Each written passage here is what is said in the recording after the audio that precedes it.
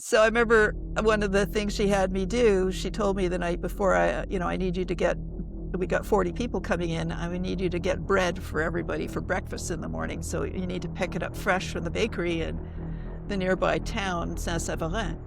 And so, but she neglected to tell me how to get there and what the name of the bakery was. So I decided, okay, I'll let Spirit figure this out. So that I actually put it to the test. And so as I drove, and it was all narrow, winding country roads, with hedges and things, not two cars could pass. And so I would pass, like forks in the road, left, right. And I just let Spirit say, right, okay. So I follow right. And so I had my eyes open. I was steering, but I was listening. And finally, I got to Saint-Séverin, following those instructions, and it said, okay, park here. So, okay, parked here. Opened the car door, smell of baking bread. It was like, oh my God, this is the place. And I didn't know what I was doing. I was just following guidance. So this is how the Course in Miracles slowly seeped into me, because I tested it. You're listening to The Thinning. Let's see what opens up. Gail, welcome to the podcast. How are you today? I'm good, thank you. Thank you. Much better than before. Yeah, And we missed a date back a little while I ago. So know. yeah, Yes. what happened? Well, I had a delightful Christmas with my brother and family in Saskatoon and flew back January 2nd. And as soon as I got off the plane, I started feeling flu symptoms. So I sat next to somebody. I was in the middle seat, sat next to somebody with really juicy cold or something. And I know I should have guarded my thoughts, but my thoughts were thinking, "Oh no!" And I didn't catch them fast enough. And then I tried to ignore it. And by the afternoon of the day I arrived home, I was sick that fast, and it knocked me flat for 2 weeks. It was very exhausting. I just slept and drank water the whole time, and then things started to shift. So I just had to be patient. Sometimes it's I've always kind of felt like a good illness like that that's temporary and doesn't leave behind any damage is kind of a sign that we need to slow down a little bit. It's time Yeah. to let the body rest and Yeah. heal a little bit. And I hadn't had flu for years, so it was like, okay, it was probably time. It needed to be exercised, so here we are. Well, we're talking today because you have a very interesting story and interesting journey, and one that I can relate to a degree because I am the son of an electrical engineer. And engineering, my brother tells me that, and he's a uh, uh, his degree was in electrical engineering as well, and he tells me that I would have made a great engineer because I love to tinker with things and figure out pathways to get from here to there and make something happen. And yet I went into religion and theology and stuff like that. So maybe you're going to help catch me up a little bit on the intersection between those two things. But tell me about your career as an engineer and what led Oh, you okay. there, and a little bit, I just want to kind of establish a basis for the conversation, the story here. Yeah, so, I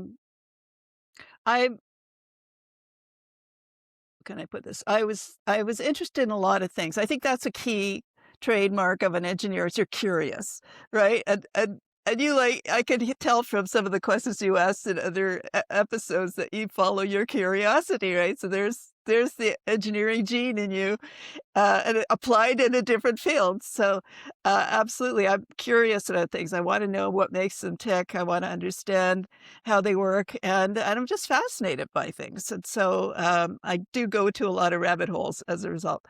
But when I went to high school, so I took everything: French, English, German, art, and then calculus, intermediate algebra, trigonometry, physics, chemistry, biology. It's like everything. And then I had to make a decision and decided to go to, I went to Queen's University, which was about 3 hours of drive from my home. and decided to take pure physics with a minor in math. But after my first year, I discovered that wasn't really what I was looking for. I realized I was more interested in using science to benefit humanity than developing new formulae. And so then it so happened that at my university, they called engineering applied science. And I thought, yeah, that's what I want to do, apply science. And so I happened to have a couple of girlfriends who were studying engineering. They had just, so we were kind of the vanguard in those days. That was in the 70s. So that sort of helped make it easier for me to consider that. Went to an open house, loved it. And then that's what I did for my second year. I switched into mechanical engineering and eventually specialized in automation and controls. So, which is what I made my career in later Yeah, on. that'd be kind of lucrative business to be in these days, I think. It's more about Yeah, automation and controls than it's it really is about even it was back understanding. then. Yeah, Yeah. and it's very much about understanding how systems work. And so it's called control systems engineering in other places. And so it's really also learning to think in a systems way. To me about that because I think that most of us are not really acquainted with what it means to think in a systems manner. We think about things in a maybe a linear fashion and not in a systems manner. So tell me what that means to you. Yeah, for me, it means, well, it's very much like nature in a way. It's not really a closed system, so there's always new inputs coming in. So it could be like a solar flare or something like that affecting it, and then it responds, and then you get different outputs as a result. So suddenly the plants are producing more carbon dioxide, and maybe there's more rain in another part, but it all interacts. So the system is complex, and you have it. And when I say it's not a closed system, it means that there are outside inputs that are upsetting it, or let's say disturbing it, or making things happen in it, as well as inside interactions happening. So it's quite a Right. So I'm going to complex. throw down an example that from the world I live in here. I'm near the Chesapeake Bay on the east coast of the U.S. and we have a problem with blue catfish. Blue catfish is an invasive species that's taken over everything. And this was actually introduced in the 1970s as there was a group, an environmental group, or a branch of government, I believe, because that's only people that could do it was to spawn blue catfish in the Potomac River, which flows out of Washington D.C. And the idea was to make it. It was going to be something to kind of create a recreational fishery. But the idea at the time was that, well, they won't venture into the bay because they don't like salt water. They don't like brackish water. They'll stay in the freshwater Potomac River. Fair enough. Well, guess what? They didn't. And they have come and populated the whole area. They eat all of the native species. They eat the crabs that fuel the economy around here. They affect so much. And then now there's attempts to. That's a really lame example of a system, I think, but you get the idea, I right? Or we definitely. get the idea that you can make a decision here that changes this and creates this outcome, but then it creates other outcomes that you don't necessarily expect, and then other factors create outcomes and And interact, and it just kind of becomes this thing, right? And yeah, you can't make one change to a system and yeah. just expect it all to go. It's really has And to be there's a lot. understood comprehensively. Yeah. Absolutely, and sometimes it's almost impossible to understand it comprehensively, right? Because it's not really, it behaves not at random so much as it's hard to predict. And so you can't just use linear logic when it's hard to predict. You especially if you have multiple things interacting, like nature, right? It's not one species in nature. There's also all the other things, like all the plants and microbes, and they're all impacting everything else. So you have to be really careful what you tweak, and you have to have your facts and your data, hopefully, that you've done enough research to explore what are the different things that could go wrong. And as engineers, of course, like doctors, we take a vow or an oath to protect the public. And so we take responsibility for what we build. And so it's really important for us to double check things and add factors of safety and stuff like that so that our designs are gonna be safe. But even so, you can't predict everything. There's so much more going on in the universe, in life rather, and in the universe that we just don't know it all. And so, we make assumptions based on science, which is only studying what it studies. And so anything they haven't studied because they thought it maybe wasn't worth it or not profitable or whatever, we're going blind. And So so this creates a problem in the way that we do thinking in this country, in the West. I think in the way in our universities, at least, our disciplines are very siloed. They're segmented. yes, We yes, talk about religion is in the divinity school over here. Engineering is in the engineering school. Physics, raw science like that is done over here. And I always was very confused by the word interdisciplinary when I was around a learning institution. It's like, why wouldn't you want to be interdisciplinary? Why wouldn't you yeah, want to have one academic disciplines talking to another? Why would that be an odd thing? yeah, Because it seems that the only way to get to a greater truth is by looking across those yeah. deep deep ideas, deep sciences. I totally hear you, and actually engineering is a team sport. So it's, engineers work with other disciplines in engineering. We have to, because when you're building something in real life, so many things affect it, and one discipline doesn't know it all.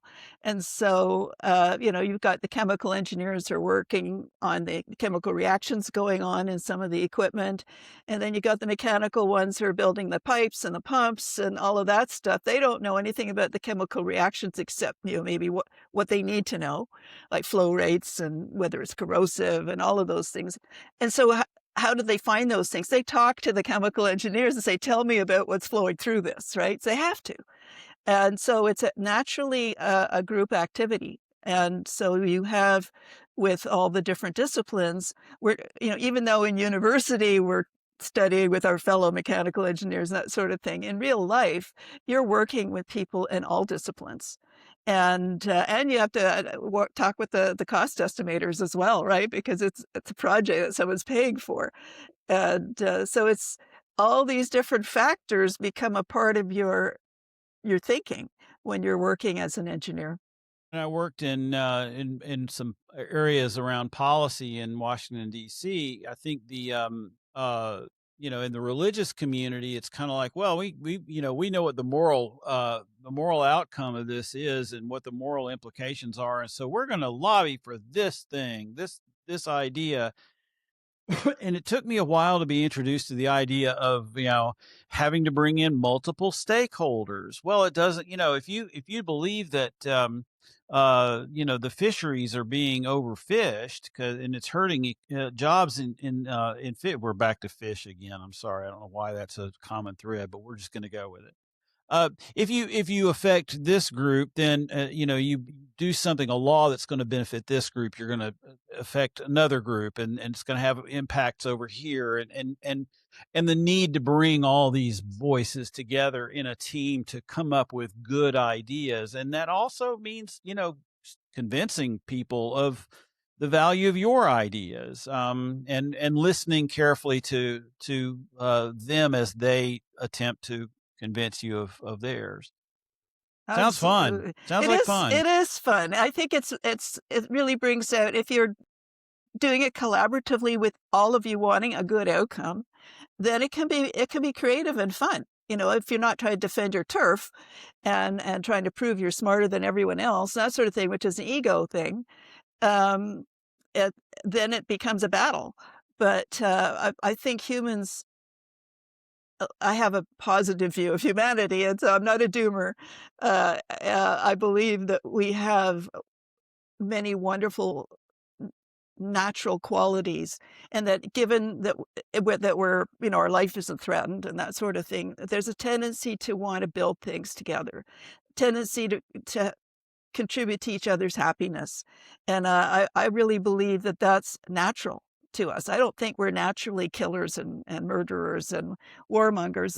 That's comes about when we're stressed to the limit, or being manipulated. But in our natural state, I think we are creative beings, and we can create wonderful. I'm always bowled over by just listening to a beautiful choir. What the sounds they can bring through, it's just heavenly. How did they know to do that, right? How did that happen? That they could actually bring their voices into such exquisite harmonies.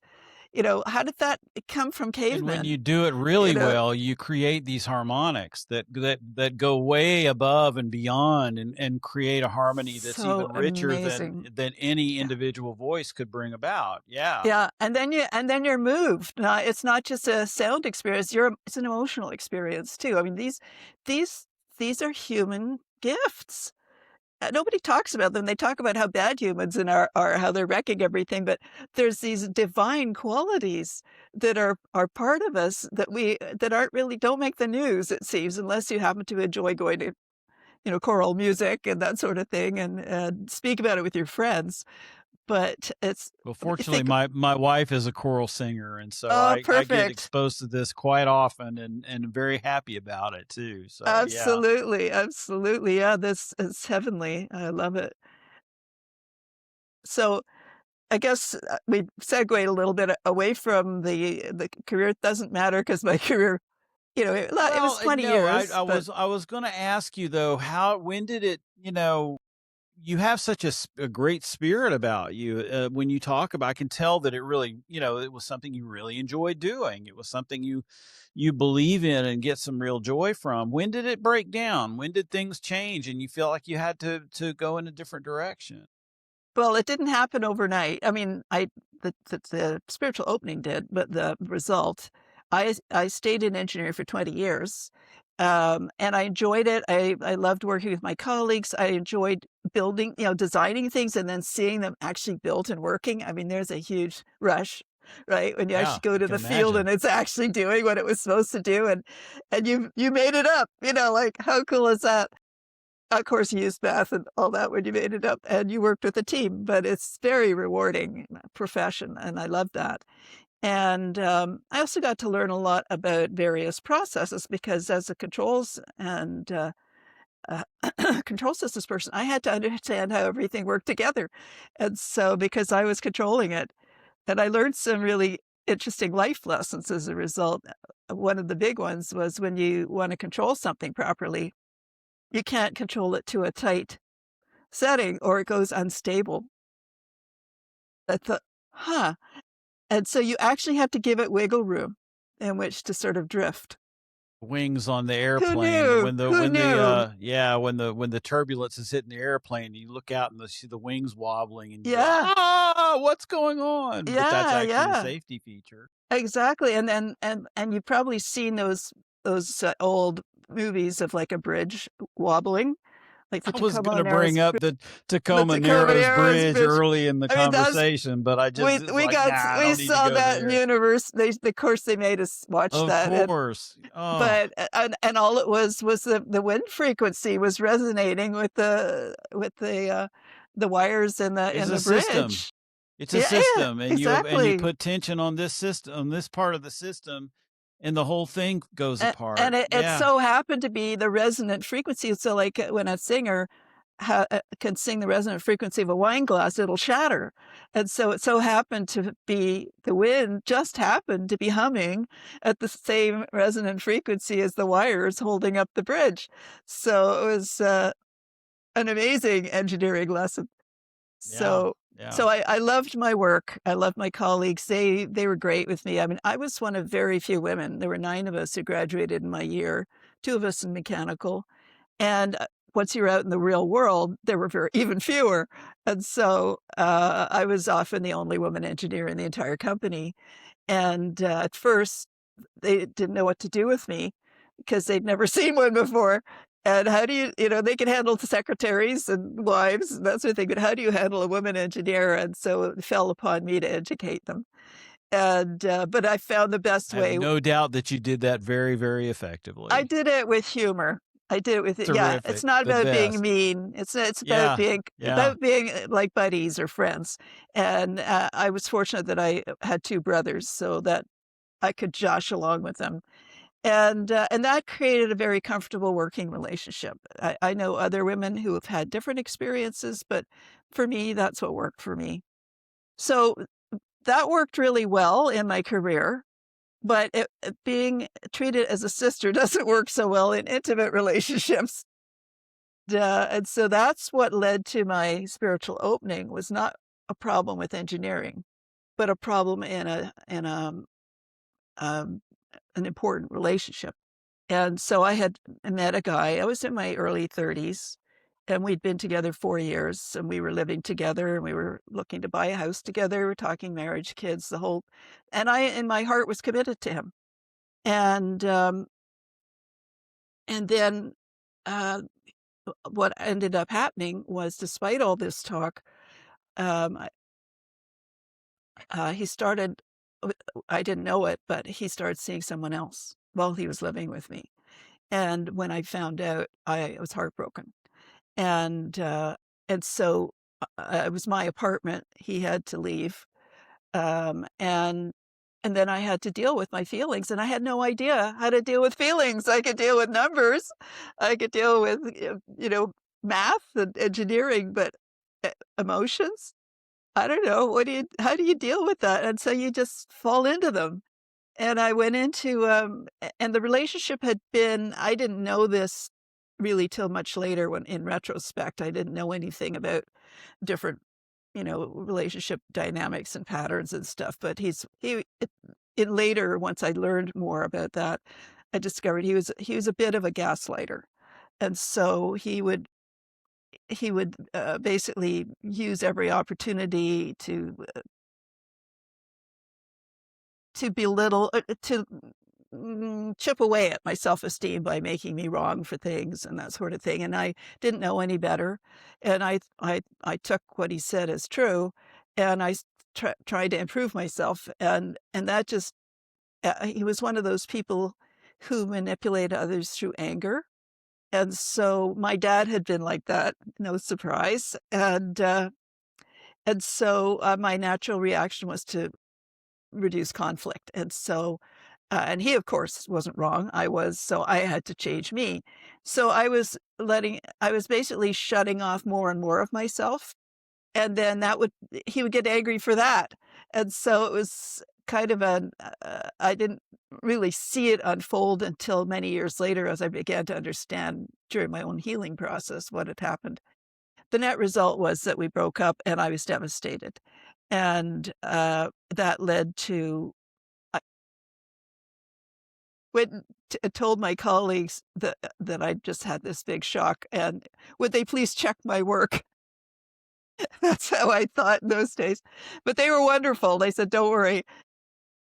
And then I'd be fine at work, but at home, I would collapse into tears, and I would go into a negative spiral, and so I was judging myself because I had been, slowly led to believe I was responsible and all of this stuff, and just went into this self-loathing circle where "You idiot, you've just blown it. This was the one, and now you've blown it. You should have tried to make it work," and all of this stuff. And I just got deeper and deeper in despair and came to a point where I felt like I'd blown my whole life and that I was doomed to never have love, that was it. I had my one chance and I'd blown it. And Mm.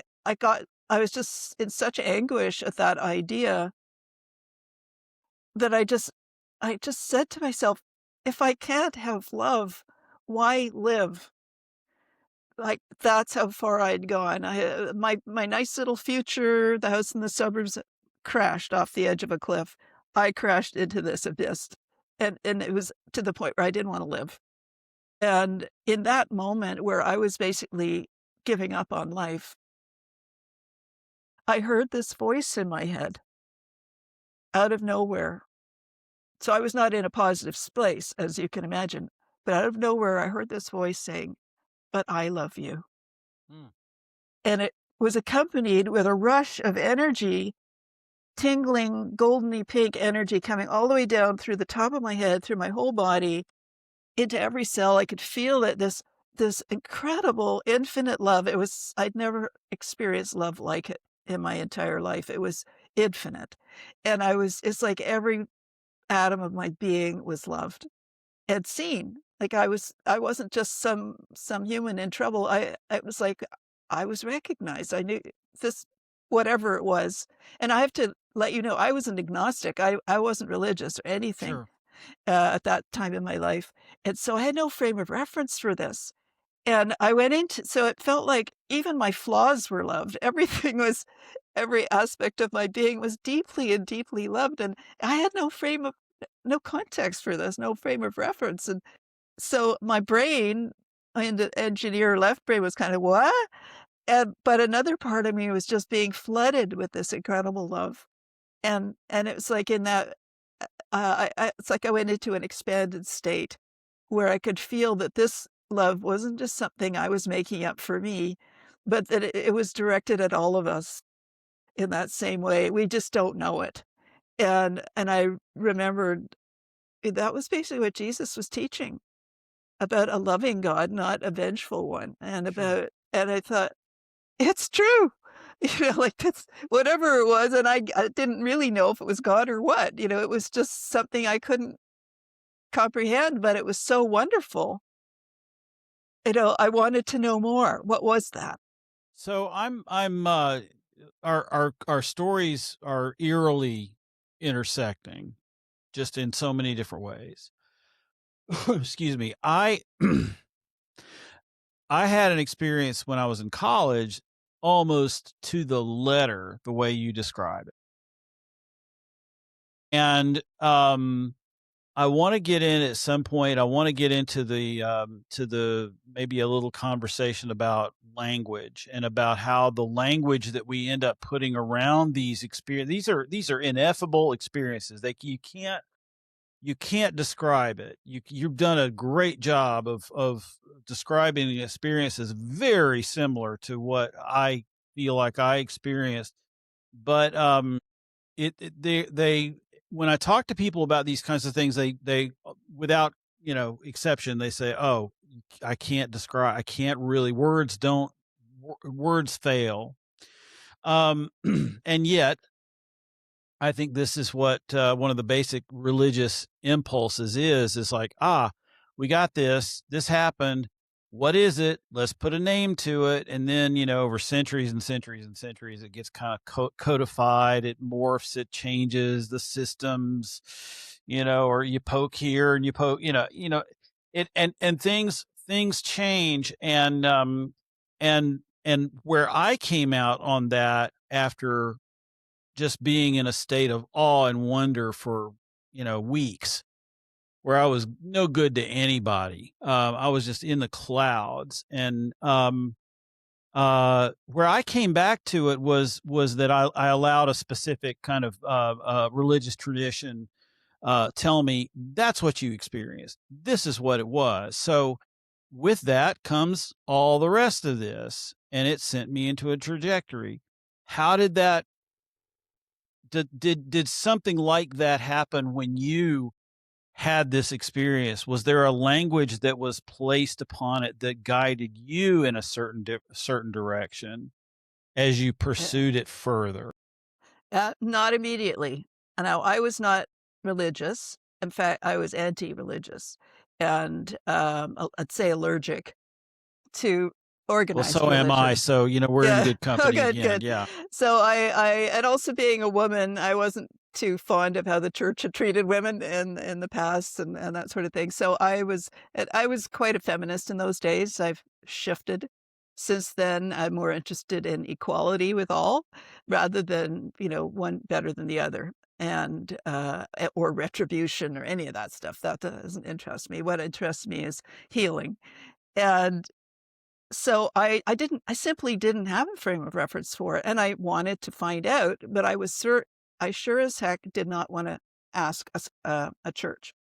This was something that I directly felt. It was pure. It was true. I didn't have words for it, but the experience I could not deny. I guess that's And what I'm asking though. yeah, Was there a point at which you did put words to it? And what were those words and how were those words formed? so I started out just by describing my experience. Without trying to say what it was. I didn't know what it was. I was looking to find out. And so I talked about it with those who were a little more open minded, some of my friends.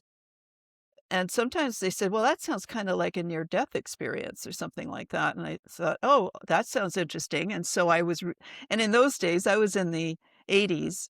Uh, you got books, right? There was no Right. internet. And so Yep. Yep. I read up on near death experiences, and that led me to past life stuff. And all of these sort of started expanding my world, because obviously that experience showed me there was way more to life than I had realized. Like Shakespeare says, right? There are more things between heaven and earth, Horatio, than are dreamt of in your philosophy. So that was true for me, and I acknowledged that I didn't know. And so I was a beginner's mind going into this, and because I had that allergy to religion, I didn't want their hands on it. It's like, "Hands off, this is mine, I wanna understand it," right? For myself. And it wasn't until I was led to A Course in Miracles, that I found a context that resonated really closely with my experience, and I thought, "Yeah, this places it in a worthy context." And A Course in Miracles isn't a church, it's just a self-study program where you're opening it's it uses Christian terminology, but from a broader perspective. I think we're missing each other a little bit here. Okay. And this is where it gets really, really interesting. Uh I would say that you did find a church and you did find a language for it. And it was in the Course of Miracles. It's not an organized church with a Right. steeple and priesthood and Yeah. everything, but nonetheless, it is a It framework. spoke to me. Yeah, It is a way yeah, of kind of putting a framework on it. And one of my assertions, I'll just give it away without trying to lead you to this, over the length of time that we have to talk. But I think that what I'm kind of wrestling with these days is that there are no unique religious traditions out there. We're all, and back to the goodness of humanity, it's we're all looking for the same thing. We are yes, all finding the same thing, but yeah. we're putting language to it. People fail, frailty gets involved and it gets kind of messed up and corrupted and changed a little bit. And then it kind of in some ways it gets out of control. But when we really boil down to it, when we really trying to get to the bottom of naming this ineffable thing that we can't really name, we're all really looking at the same thing. It's just Right. it's It's the different truth. language for it. Yes? We've had a taste of truth, however, well we could taste it, right? Because we've got our beliefs, and we've got our own, perceptions and that sort of thing that you can't get away from. That's part of being human too. But you're right, and ultimately what we're trying to name and to share is our taste of the truth. It's like they say, blind men try to describe the Love elephant, that. right? I love that, and that's the predicament. That's the predicament.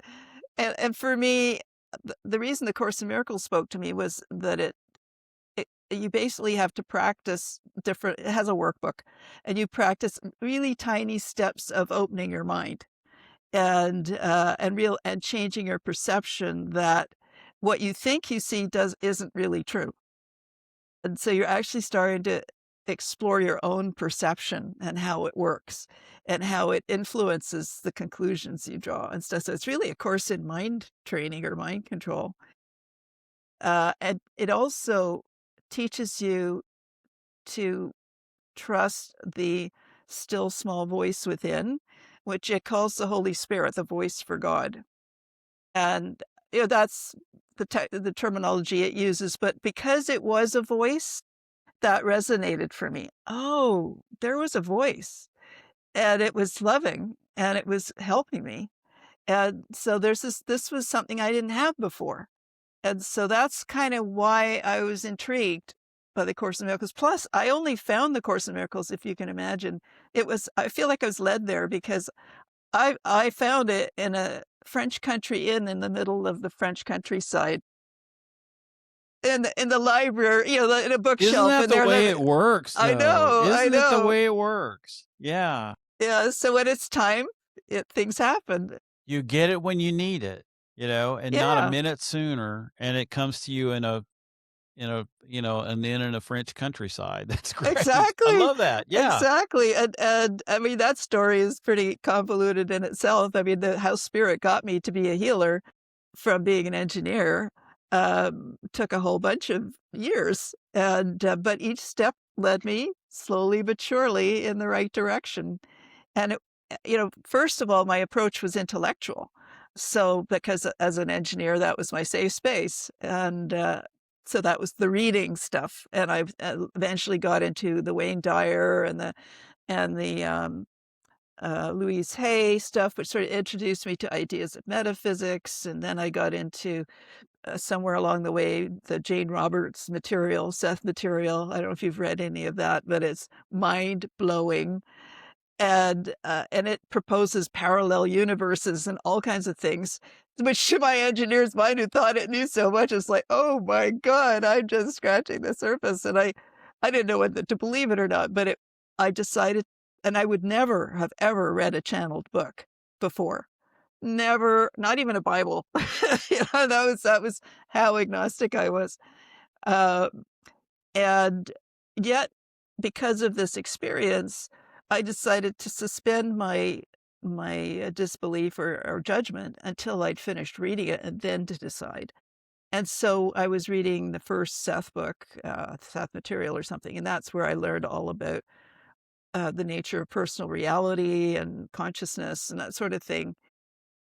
Uh, and it's just a paperback, it was just a regular paperback. And I'm a fast reader, but it took me a year to read it because every paragraph blew my mind and I had to put it down for a minute. Oh, and and I could actually feel little connections happening in my brain. Mhm. So Mhm. something was being rewired, it Isn't seems. that fun? Isn't Yeah, that like fun? so that was the curiosity was I was getting also sensations and things that were happening, showing me something's going on.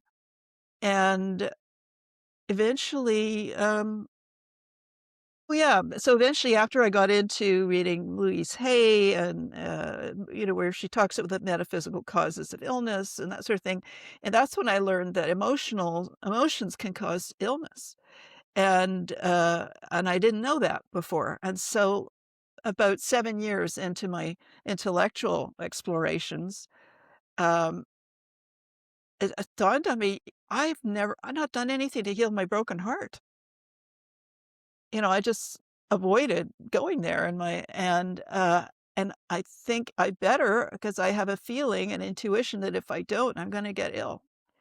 And I wasn't sick, I didn't have any symptoms or anything, but there was this nagging feeling, deal with this. So, after about 7 or 8 years of intellectual, I realized I'm gonna have to go in. We're going in.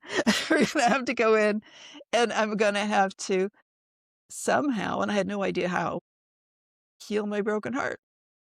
And so I asked, "How do you heal emotions?" I didn't know, and I was still an engineer at that point. I was working in Europe at that point, and I ended up going into a New Age bookstore in Hamburg, which had a good selection of English titles. And as I was looking at a bookshelf, the clerk came in with a new shipment and put a book right in front of my nose, and the title was The Healing of Emotions by Chris Griscom. And I thought, And I think this one's for me. and we can, another recurring theme here is that you when you open yourself up and you start asking questions and you don't really know where to look, the answers find you. Exactly. They just pop up right in front of you. And sometimes the funniest way, I mean, that was so obvious. How could you miss it, right? The title was Yeah. exactly my question. And so, all right, I got the book, and it turned out to be all about past lives and past life healing of emotions, healing of emotions, but going way back into previous lives sometimes if it's really a traumatic thing. And the author was a woman called Chris Griscom. She's not that well known in the US, but she's well known in Europe and quite popular there. And she was made popular by Shirley MacLaine in her books. Shirley MacLaine talked about seeing a New Mexico healer who who led her on all these past life experiences, and that so happens to have been Chris Griscom. I didn't know any of this when I got the book, but it was fascinating, and it sounded really it just resonated with me, so I thought, "Yeah, I think I'm gonna do this." So I called them, uh, called the Light Institute, her Light Institute in New Mexico, and they asked me where I was calling from, and I said, "Germany." And they said, "Oh, well, we've got a branch in France. And if you're interested in having sessions to help you with healing the heart and that sort of thing, we could book you with a facilitator in France." I said, "Oh, that sounds fabulous. I've always wanted to go to France." So that's how I ended up in the French countryside in France in a 12th century auberge, um, which had been restored from a ruin by the owners. The husband was English and the wife was Austrian. They restored it beautifully and with hardwood floors and Persian rugs and clawfoot tubs, and it was lovely French country inn. Where can I sign up? Yeah, Yeah. I know this is fun, and so I did a lot of work and two sets of sessions, and it was like a set of sessions was like 4 3-hour sessions. 4 days or 3-hour sessions, and then another one a week later. So I went and did some traveling and then came back for a second set. So it was very intense work, very deep, intensive work. And as you can imagine, it's past life therapy, so it's not sightseeing. What you're going to see are things that cause pain, right? And so, but it doesn't really matter if it was a past life or this life. If it has and the regression or the what's the word? When the therapist leads you into the experience, they call upon your higher self to show you the life you most need to see about, whatever it is you're trying to. So it took me into past lives with my parents and things like that. There were where the wound, which was betrayal, um, happened multiple times. And I too betrayed people. And so I had to see both sides of the equation as part of the healing of the wound. So it was fascinating. Which Eh, is part of the near death experience piece that people talk about, the life review where you have to go back and you experience the pain that you caused other people from their vantage. Yes. Yeah. Yeah. It's fascinating. And so I got to know the owners of the French Country Inn. And after my second set of sessions, I went back to Hamburg and went back to work. That was in December of 92. And then in February, I think it was February of 93, I got a call from Kevin, the owner of the French Country Inn, telling me he and his wife were splitting up and how would I like to help her run the French Country Inn? And I was like, and I had just, it was my 40th year, so I just turned 40 uh, the year before. And I was ready. I had come to the point where I was thinking about my career, and much as I enjoyed it intellectually, I didn't have much of a social life. And I was thinking, is this how I want the rest of my life to go? And especially having healed my heart, do I want to stay safely hidden, or do I want to engage with life again and that sort of thing? And so this gave me this out of the blue opportunity was like, Wow. I'm not gonna say no to that. So that's how I quit my engineering job. It wasn't because I didn't love engineering, but because something deeper called to me. Higher calling. Higher calling. Yes. Exactly. And then that led to I ended up taking over Kevin's work. He had been acting as the coordinator for the Light Institute in Europe, doing mailings and um, finding places for the facilitators to stay and see clients, and then ferrying clients from the hotel to their sessions and back. And his wife, Barbara, did all the meals. So we're all vegetarian and just beautiful retreat like setting, perfect for this type of work. And I inherited his title as the coordinator of the Light Institute. So suddenly I had a job. I, I had absolutely no background for it. I was, I was an engineer. What did I know about helping run a hotel or whatever? But I learned on the job. And so one of the cool things was that as the coordinator of the Light Institute, we got like family rate on sessions. And so when a facilitator didn't have any clients or had some spaces that needed filling, I could step in and have a session. So I did a whole lot of deeper work as a result. And I got to know the director of the European Light Institute, Susan Harris, and she's passed away now, but at that time, I had quite a few sessions with her.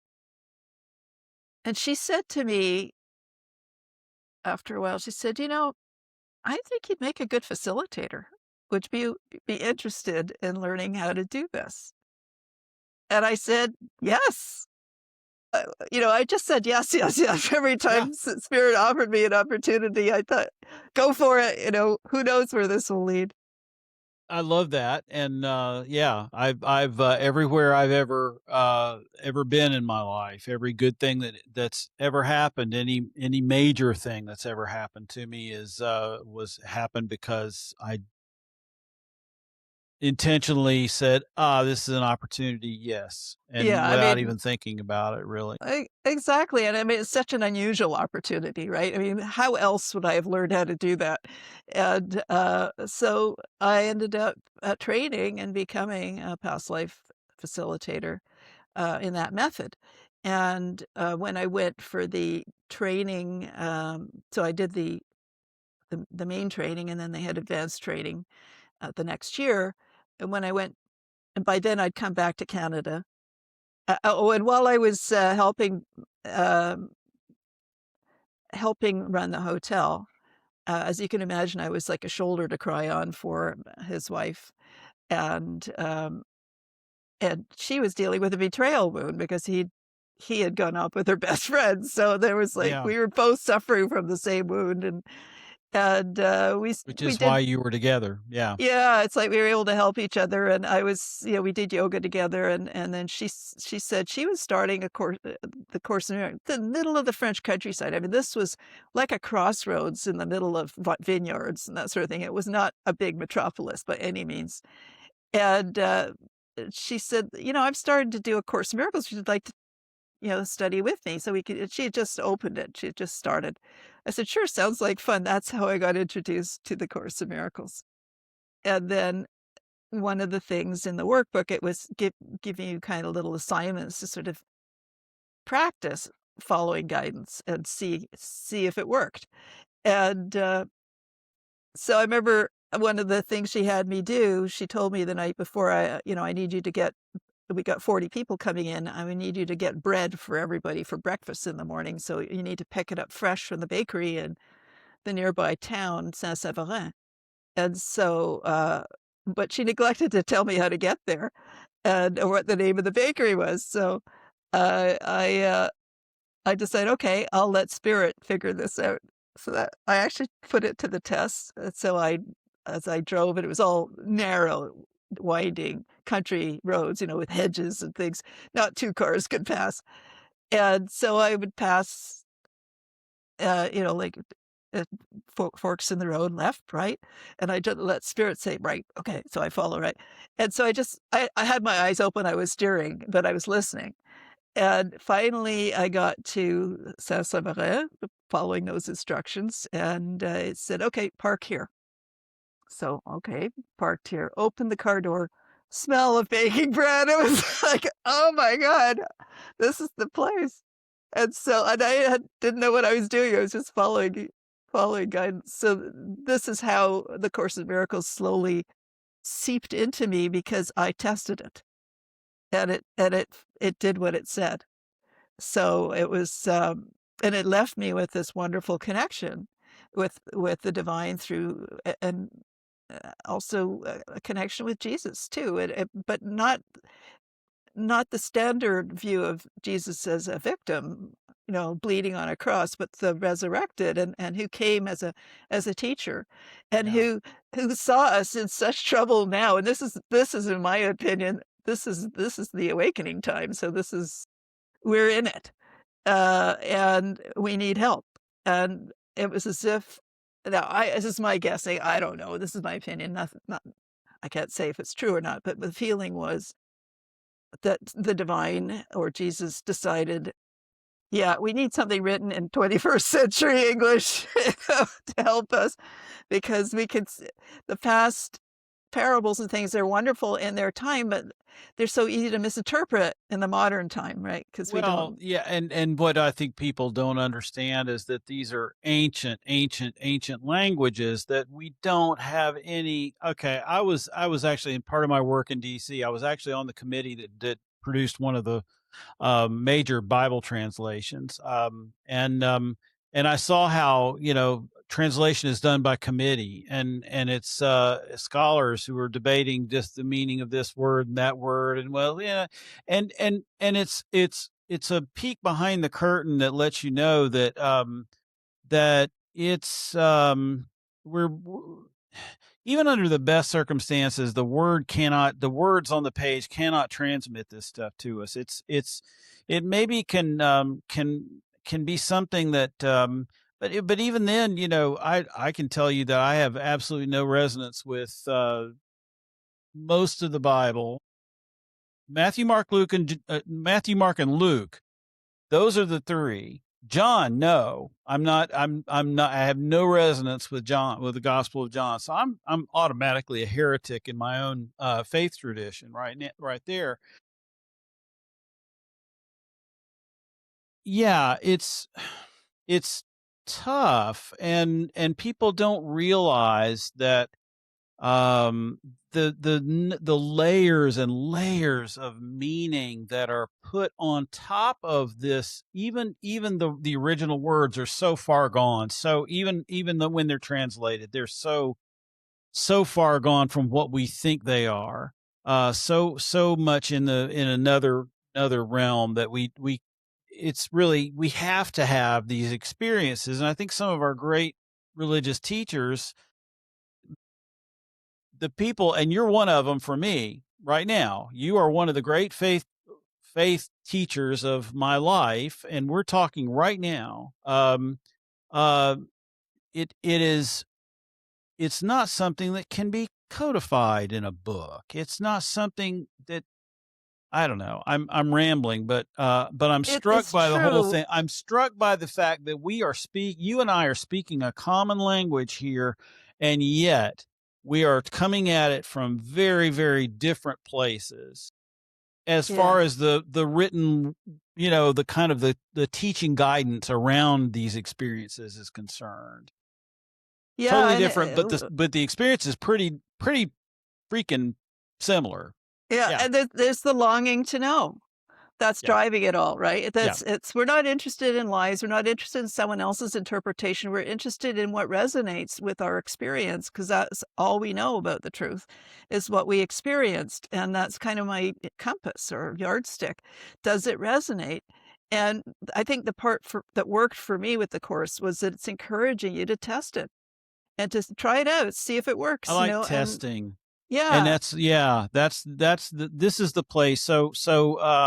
Through my faith years of kicking this stuff around and hitting it and missing it and getting it right and getting it wrong, one thing that I've come down to is that the ultimate test is it loving? does it reflect love? Absolutely. And if it doesn't, and this is where, religion is so whack these days, is like, well, Oh, Jesus said this, and so that means I can kill somebody because it's for this reason and yeah. it's permitted. This kind of weird legalism that we're Yes. just making up. Yes. Ugh. But but you ask the question, this litmus test, is it loving? Does it reflect love?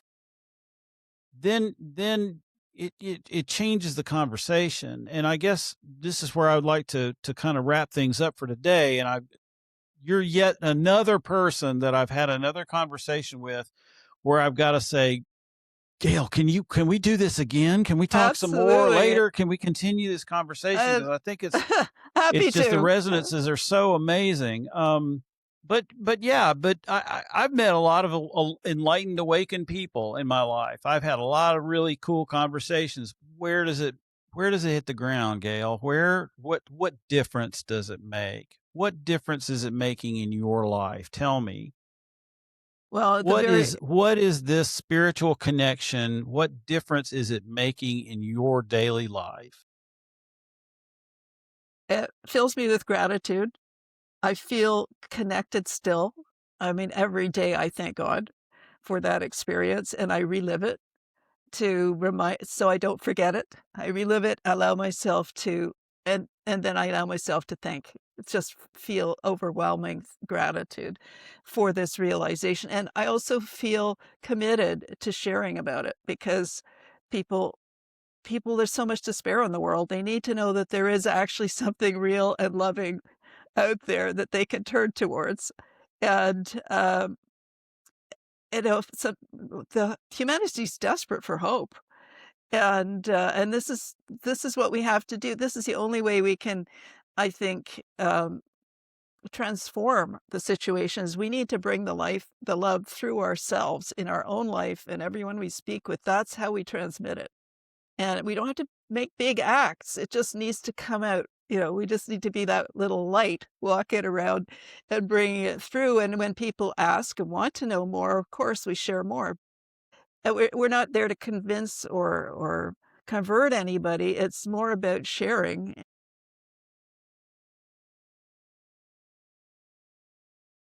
and exploring. What was the word you used? I loved the word. There was a word, not ephemeral, but there was a word you used. Ineffable. Ineffable. Yeah, talking about the I have ineffable is no idea something, what that means, but I but used it anyway. it means something, but the fact that it's real, that's the Yeah, key thing, is yeah, that it's real. It's not imaginary, it's not just yeah. fancy talk, it's not new age thinking, it is an actual experience. And so I feel, for me personally, I'm just learned how to through the Course in Miracles, because I've done it for 30 something years now, so I've been doing it a long time. I have learned to walk with God and with Jesus and with the Holy Spirit, not from a religious sense, but as my friends and guides, and half handing a situation that I don't know how to handle, say, guide me, or how would I'm thinking of doing this. Would you agree? And just learning from the interaction. And I love I say this is one of the things I love most about the Course in Miracles, and anybody can use this. It's an undo button. Wouldn't you love to have an undo button for your life? I mean, haven't we all made mistakes that we're kicking ourselves for, wish we could have undone them? Well, the Course in Miracles says you can.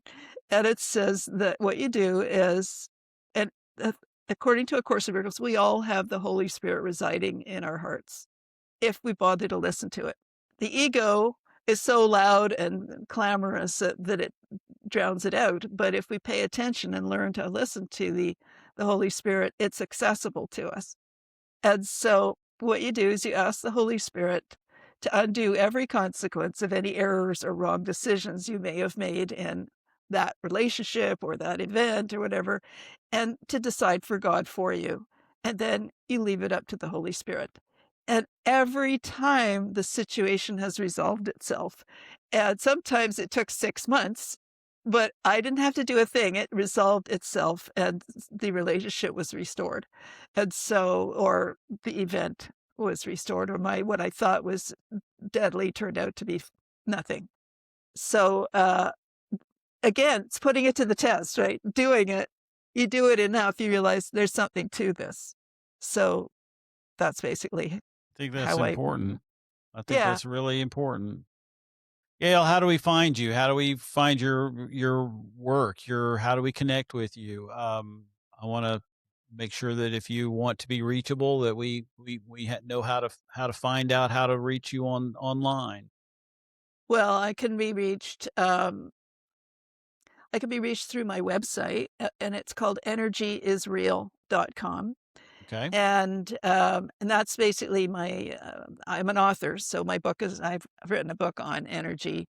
Energy perfect, is real, and so that's the website for the author, but for the book. But also, I write articles about energy, and I have links to scientific studies on energy and that sort of thing. So, and that title came because that experience taught me something more than just the physical was real, and I called it energy. So, people can reach me through there. They can contact me on the website, but also there's other things if they're interested in exploring more about energy and healing and that sort of thing. I do offer from time to time healing workshops and stuff like that.